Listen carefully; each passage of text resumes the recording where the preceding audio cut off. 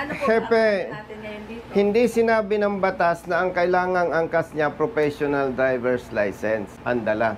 Opo. Ang sinabi ng batas must be accompanied by a duly licensed driver.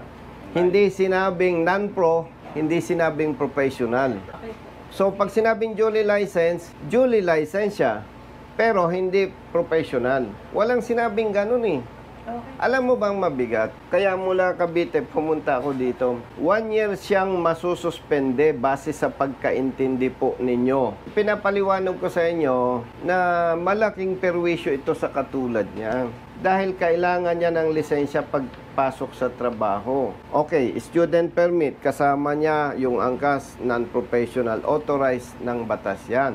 Pero kung dahil sa maling pagpapatupad, sususpendihin natin siya ng 1 taon, napakahirap.